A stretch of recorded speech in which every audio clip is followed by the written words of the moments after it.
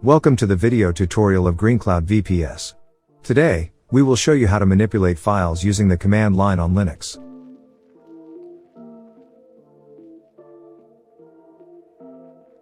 Usually, when we access a certain Linux server, we will be in the home directory of the account we access.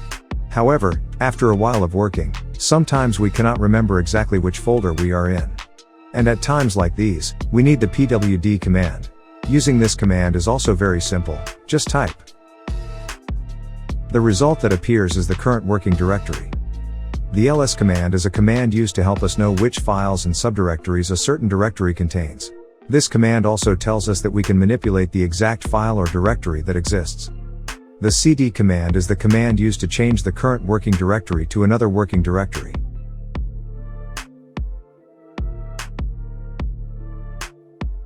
To create a folder, you can use the following command.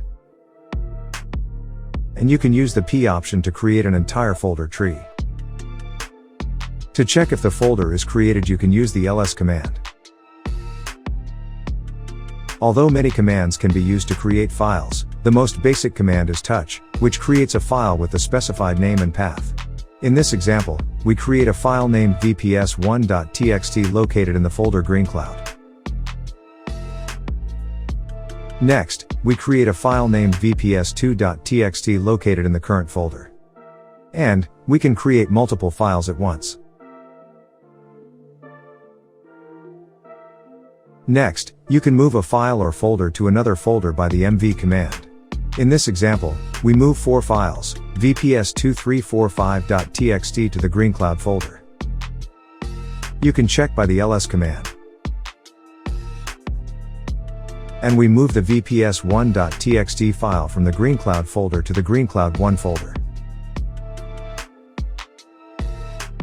The cp command is used to copy a file or directory, or in other words, make a copy of a certain file or directory. Here, we copy the GreenCloud folder to the GreenCloud 1 folder. You can check by the ls command. To delete a file, use the rm command, and to delete a directory, use the rmdir command. However, rmdir has a limitation that it can only delete empty directories.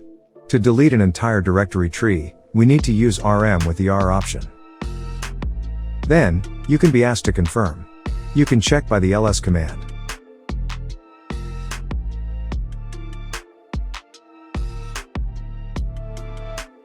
The cat command helps you quickly create files and write content to them.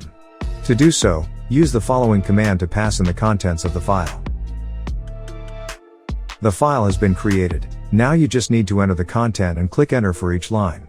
Once done, press Ctrl D to exit the file. To check if the file is created, you can use the lslist command.